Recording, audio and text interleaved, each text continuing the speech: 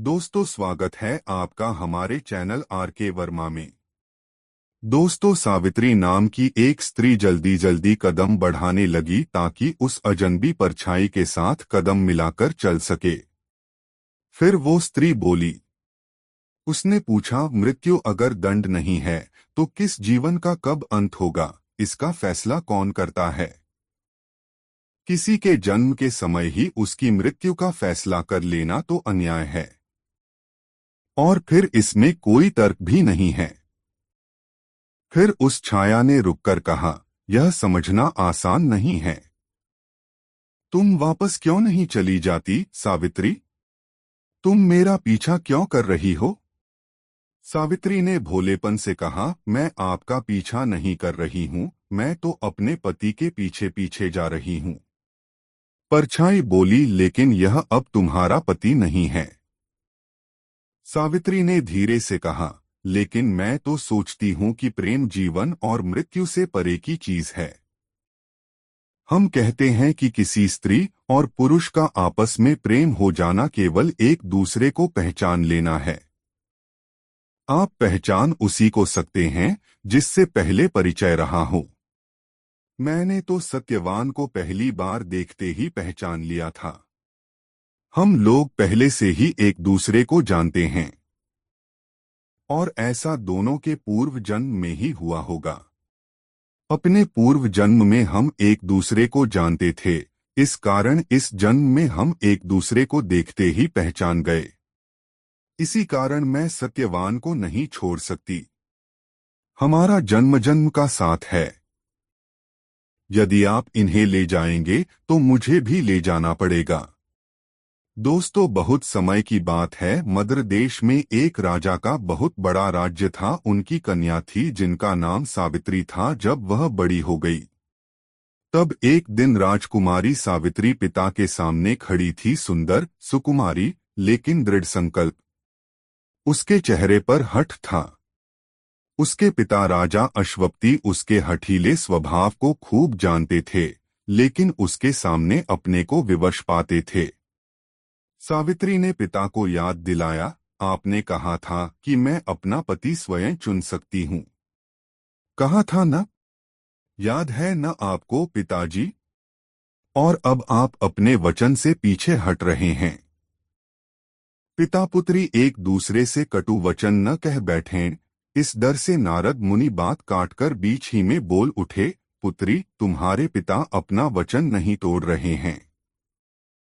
वह मुझसे सत्यवान के बारे में ही पूछ रहे थे, जिससे तुम विवाह करना चाहती हो। मैं उनसे बात कर रहा था तो उन्होंने कहा, सावित्री को बुलवा लें। वे चाहते थे कि मैं जो कुछ कहूं वह तुम स्वयं अपने कानों से सुनो। और आप क्या कह रहे थे? सावित्री ने पूछा। सावित्री जानती थी कि नारद के साथ बहुत सोच समझकर बात करनी चाहिए। सावित्री की बुद्धि बहुत तेज थी, लेकिन नारद उससे भी तेज थे। वह देवताओं और मनुष्यों दोनों के ही मित्र, सलाहकार और दूत थे। वह जो कुछ भी करते थे वह सबके भले के लिए ही होता। अंतिम परिणाम चाहे जितना सुखद हो, उनके काम प्रायः लोगों को अप्रिय लगते थे। नारद इतने चतुर थे कि कभी कभी बड़े बड़े बुद्धिमान लोग भी हार जाते थे। नारद के लिए सावित्री के मन में बड़ा आदर था। नारद ने कहा, सत्यवान जिससे तुम प्रेम करती हो बड़े प्रतिष्ठित वंश का राजकुमार है और बहुत योग्य है। उसके नाम से ही उसके सच्चरित्र का पता चलता है। सत्यवान अर्थात जो केवल सत्य बोलता है। वह बुद्धिमान है, साहसी है और पितृभक्त है। उसके अंधे वृद्ध पिता को उनके एक धोखेबाज संबंधी ने षड्यंत्र रचकर गद्दी से उतरवा दिया था। उनका जन्म तो हुआ था राज सिंहासन पर बैठने के लिए, लेकिन अब जंगल में रहते हैं और लकड़हारे का काम करते हैं, बेचारे। मैं सब कुछ जानती हूँ। तुम और भी बहुत कुछ जानती हो शायद, उसके मन की थाह पाने की कोशिश करते हुए नारद ने कहा। यह तो इस पर निर्भर करता है कि आप और क्या जानते हैं, सावित्री ने पैंतरा बदला। नारद ने मुस्कराकर मन ही मन सोचा, यह जरा सी लड़की मुझे बनाने की कोशिश कर रही है। उन्होंने कहा, मुझे एक और बात मालूम है जो शायद तुम्हें नहीं मालूम। वही बात मैं अभी तुम्हारे पिता को बता रहा था। यही बात न कि सत्यवान की जन्मपत्री में लिखा है कि आज से ठीक 1 वर्ष बाद उनकी मृत्यु हो जाएगी। इस साहस से राजकुमारी ने ये शब्द कहे कि दोनों श्रोता दंग रह गए। उसके पिता ने आवेश में आकर कहा, फिर भी तुम उस युवक से विवाह करना चाहती हो? उनकी आवाज कांप रही थी। नारद ने सोचते हुए सावित्री की ओर देखा और पूछा, तुमने कैसे यह मालूम किया, सावित्री? क्या तुम सत्यवान के माँ बाप से मिली थी? हाँ, सावित्री ने उत्तर दिया। उनकी माँ बहुत ही धर्मपरायणा हैं। उन्होंने ही मुझे बताया। सत्यवान के जन्म के बाद जिन पंडितों ने उनकी जन्मपत्री बनाई थी, उन्होंने उनके माता पिता को सावधान कर दिया था। सत्यवान इस बात को नहीं जानते, लेकिन उनके माँ बाप जानते हैं। इतने वर्षों तक उन्होंने इस रहस्य को छिपाए रखा और चिंता के भार को चुपचाप सहते रहे। नारद ने कहा, एक बात बताओ सावित्री, तुम समझती हो कि सत्यवान से विवाह करने पर तुम्हारा भविष्य कैसा होगा? जी हाँ, सावित्री ने कहा। तुम्हें भय नहीं लगता? दुखी अवश्य हूँ, सावित्री ने गंभीरता से कहा, लेकिन भय नहीं लगता। मैं यह नहीं मानती कि ब्राह्मण पंडितों की गणना के अनुसार ग्रहों की स्थिति द्वारा जन्म और मृत्यु का निर्णय होता है। हम मनुष्य एक दूसरे के जीवन को प्रभावित करते हैं। यदि मैं सत्यवान से विवाह करूंगी तो मेरे भाग्य का प्रभाव उसके जीवन पर पड़ेगा और कौन जाने क्या हो सकता है कि होने को रोका भी जा सके। सावित्री की बात सुनकर नारद मुनि ने उठते हुए कहा, इस विवाह में अब रुकावट न डालो अश्वपति। तिलक की तैयारी करो। सावित्री उन्हें प्रणाम करने आई तो उन्होंने उसके सिर पर हाथ रखकर गदगद कंठ से कहा, राजकुमारी, मैं केवल एक ब्रह्मचारी हूँ, लेकिन मेरा आशीर्वाद तुम्हारे साथ है। भगवान से प्रार्थना करूंगा कि तुम्हारा मंगल करें। मेरी कामना है बेटी कि तुम्हारा साहस सदा सत्यवान की रक्षा करे। राजकुमारी उठकर अंदर जाने लगी तो अश्वपति उसकी ओर अपलक देखते रहे और ठंडी सांस भरकर बोले, सावित्री को लड़का होना चाहिए था। स्त्रियों का इतना कुशाग्र बुद्धि होना अच्छा नहीं। कहीं इसकी प्रखर बुद्धि के कारण इसका अमंगल न हो। नारद ने स्नेहपूर्ण तिरस्कार से कहा, इन मामलों में इतने पुराने विचार नहीं होने चाहिए अश्वपति। जो भी हो, सावित्री की प्रखर बुद्धि लकड़हारे पति, अंधे ससुर और बेहद धार्मिक सास के साथ वन में रहने में उसकी अवश्य सहायता करेगी। लेकिन नारद की शंका गलत निकली। सावित्री सत्यवान का विवाहित जीवन बहुत सुखी था। सावित्री को तो लगता कि जितना सुख वन में है उतना महल में नहीं। बहुत सवेरे जब पक्षी चहचहाने लगते और गौएं रंभा रंभा कर अपने बछड़ों को बुलाने लगती, सावित्री की आंख खुल जाती।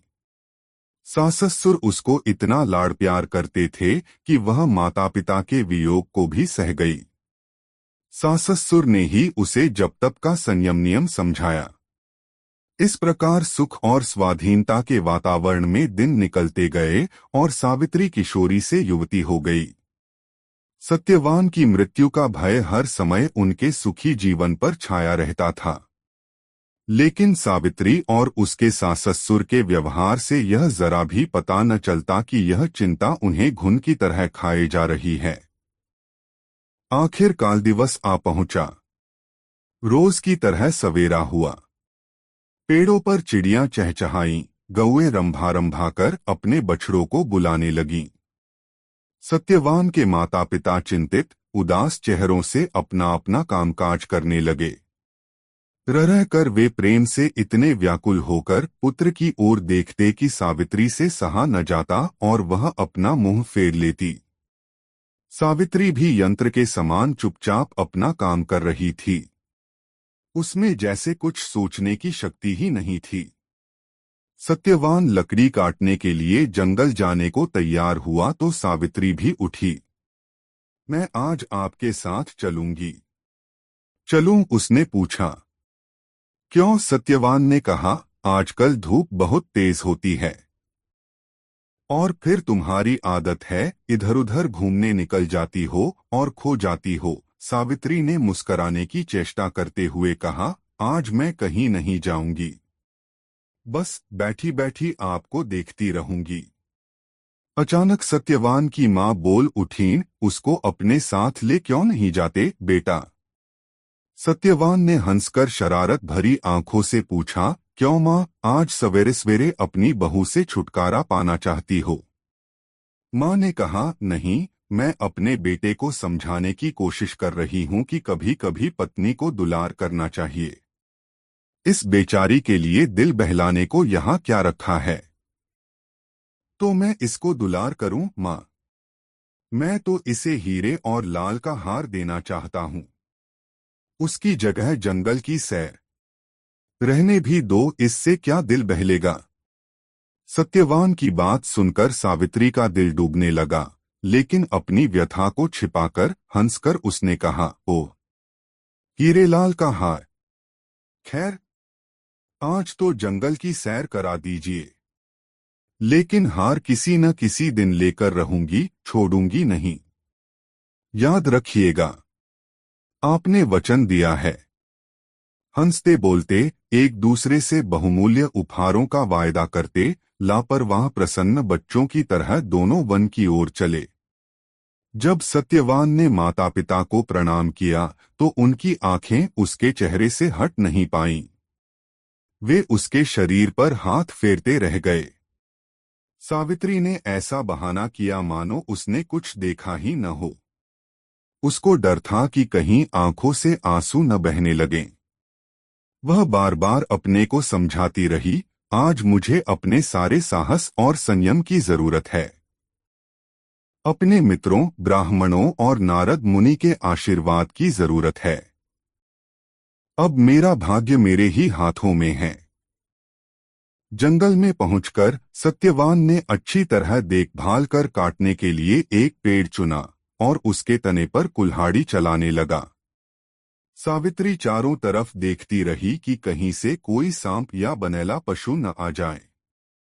वह सोच रही थी कि सांप या जंगली पशु के रूप में ही मृत्यु उसके पति पर वार करेगी।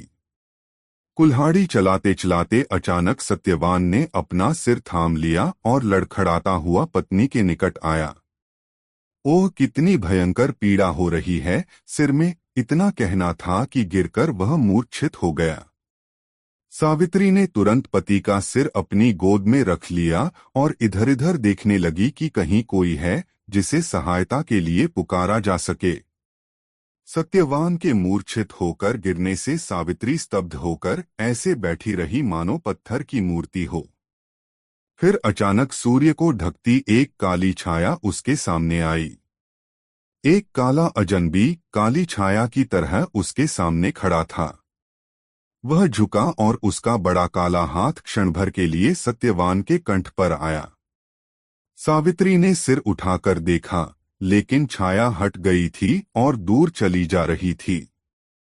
ठहरिए, सावित्री ने चीख कर कहा और उसके पीछे भागी। कृपा करके ठहरिए, मैं आपसे कुछ कहना चाहती हूँ। छाया रुक गई। सावित्री पास चली आई। उसकी आंखें जिस चेहरे को घूर रही थीं, वह इतना गंभीर, इतना सौम्य था कि सावित्री का सारा भय गायब हो गया। वह बिल्कुल शांत और आश्वस्त हो गई।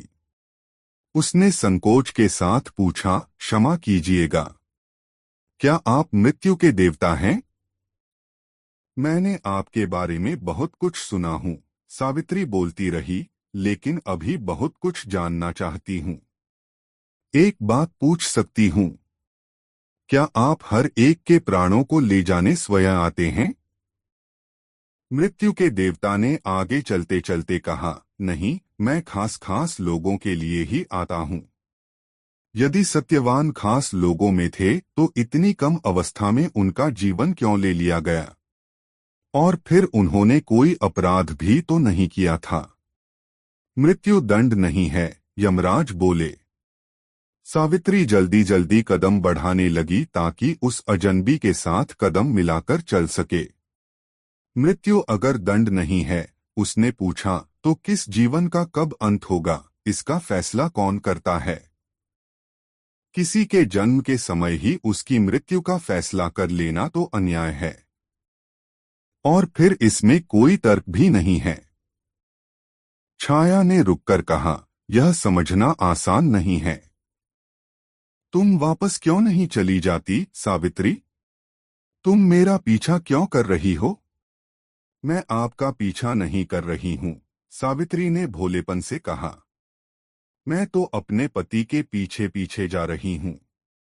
लेकिन यह अब तुम्हारा पति नहीं है। सावित्री ने धीरे से कहा, लेकिन मैं तो सोचती हूं कि प्रेम जीवन और मृत्यु से परे की चीज है। हम कहते हैं कि किसी स्त्री और पुरुष का आपस में प्रेम हो जाना केवल एक दूसरे को पहचान लेना है। आप पहचान उसी को सकते हैं जिससे पहले परिचय रहा हो। मैंने तो सत्यवान को पहली बार देखते ही पहचान लिया था। हम लोग पहले से ही एक दूसरे को जानते हैं। और ऐसा दोनों के पूर्व जन्म में ही हुआ होगा।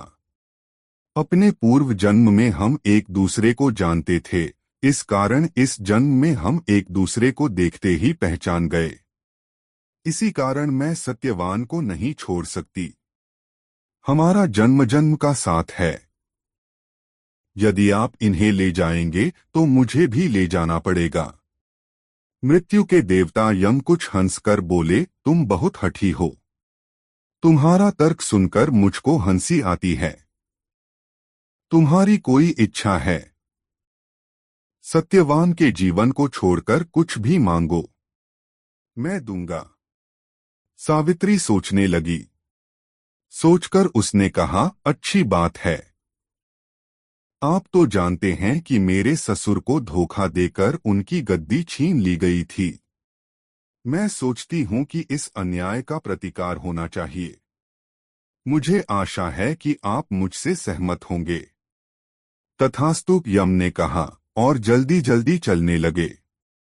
कुछ दूर जाने के बाद उन्होंने मुड़कर देखा कि सावित्री अब भी उनके पीछे आ रही है। उसके तलुए कांटों और कंकड़ों से छिलकर लहूलुहान हो गए थे। मुस्कराकर उसने कहा, आप बहुत तेज चलते हैं। यम ने उसकी ओर कठोर दृष्टि से देखकर पूछा, तुम चाहती क्या हो, सावित्री? यदि तुम अपने पति का जीवन चाहती हो तो तुरंत इसका विचार छोड़ दो, क्योंकि यह संभव नहीं है। यम न तो अपना वचन तोड़ता है और न किसी का जीवन लौटाता है। समझी? ओह, यह बात है, सावित्री ने बड़ी सोच में सिर हिलाकर कहा। बड़ी दिलचस्प बात है। लेकिन तब तो आपको पक्का विश्वास होगा कि आप जो कुछ करते हैं ठीक करते हैं, है न? इसमें ठीक और गलत का कोई प्रश्न नहीं। अच्छा, सावित्री ने आश्चर्य से कहा, कितनी अजीब बात है।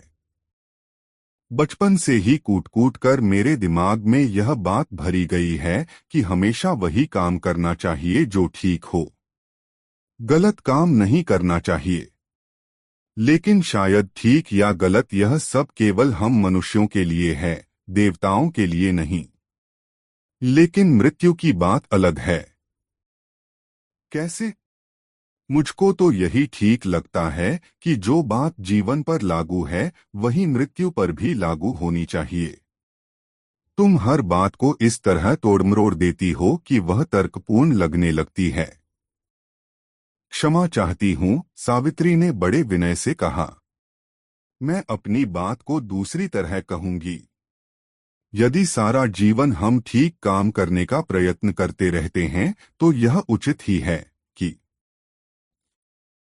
ठहरो, यम ने कहा। यदि मैं तुम्हें एक वरदान और दूं तो मेरा पीछा करना छोड़ दोगी? सावित्री ने बड़े हर्ष से ताली बजाकर कहा, तो क्या आप मुझको एक और अद्वितीय वरदान देंगे? कितने उदार और दयावान हैं आप। लेकिन याद रखना, सत्यवान का जीवन मत मांगना।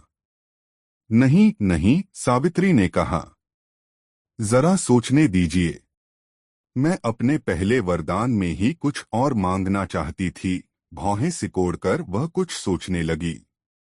फिर जैसे अचानक बात याद आ गई हो, उसके कहा, हाँ, अपने ससुर के लिए कुछ मांगना चाहती थी जिनका राजपाट आपने कृपा करके वापस दिलवा दिया।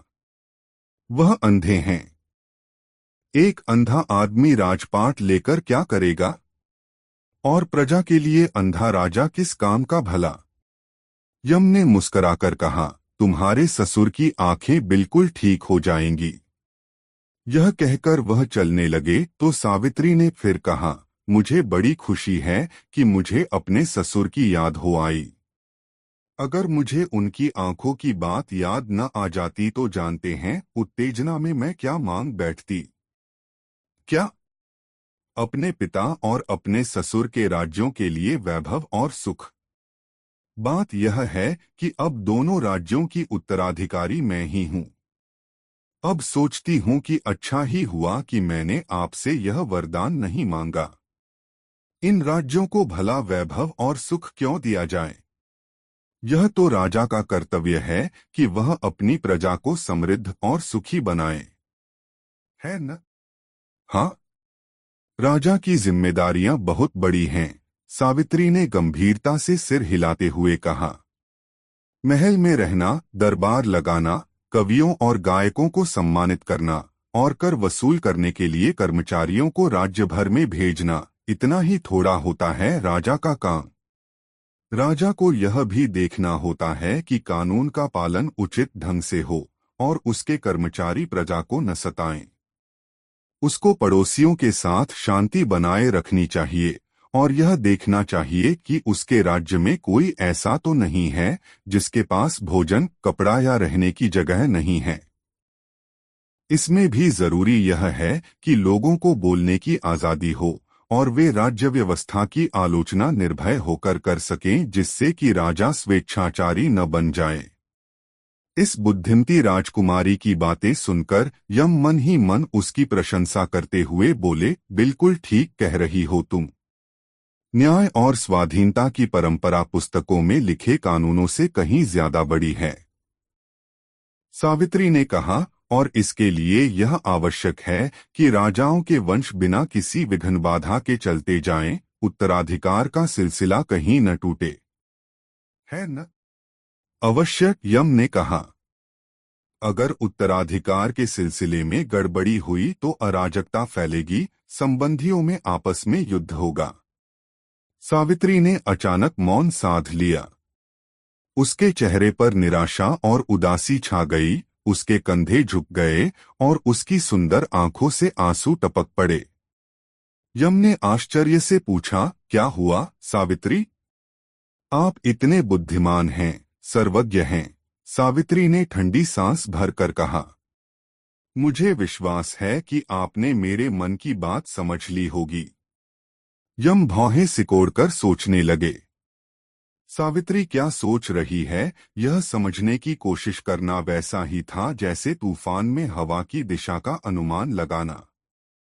सावित्री ने धीरे से कहा, मैं सोच रही थी कि मेरे बाद इन दोनों राज्यों का कोई शासक नहीं होगा। मेरे पिता और मेरे ससुर के वंशों का क्या होगा? मेरी मृत्यु के बाद कितनी अराजकता फैलेगी, संबंधियों में युद्ध होंगे, यही शब्द थे न आपके। सड़कों पर रक्त की नदियां बहेंगी, नगर उजाड़ हो जाएंगे, फसलों को काटने वाला कोई न होगा, घर घर से स्त्रियों और बच्चों का रोना सुनाई देगा। ठहरो, यम ने उसको रोककर कहा, ऐसा नहीं होने पाएगा। मैं तुमको वरदान देता हूं। तुम्हारे 100 पुत्र होंगे और वे दोनों वंशों को चलाएंगे। जैसे ही यम के मुख से यह शब्द निकले, सावित्री का सारा रूप ही मानो बदल गया। उसका चेहरा खुशी से चमकने लगा, झुके कंधे तन गए, ठंडी सांसें और आंसू मानो जादू से गायब हो गए। रानियों की सी शान से सुंदर राजकुमारी यम के सामने सिर उठाए खड़ी थी। उसने कहा, मुझे दुख है कि मेरे कारण आपको अपनी परंपरा तोड़नी पड़ेगी। कौन सी परंपरा? यम ने सतर्क होकर पूछा। यही कि यम कभी किसी का जीवन नहीं लौटाते। आपने मुझको 100 पुत्रों का वरदान दिया है ना? यदि आप मेरे पति को ले गए तो मेरे पुत्र कैसे होंगे? यम ने हार स्वीकार की। जब दोनों जल्दी जल्दी जंगल में वापस जा रहे थे तो यम ने कहा, नारद ने मुझसे कहा था कि मैं सत्यवान को लेने स्वयं जाऊं। तभी मुझे समझ जाना चाहिए था कि इसमें नारद की कोई चाल है। कहने की आवश्यकता नहीं कि यमराज ने जो जो वरदान सावित्री को दिए थे सब पूरे हुए। सत्यवान आंखें मलता हुआ उठ बैठा मानो लंबी नींद से जगा हो। उसने सावित्री को बताया कि उसने एक विचित्र सपना देखा कि वह किसी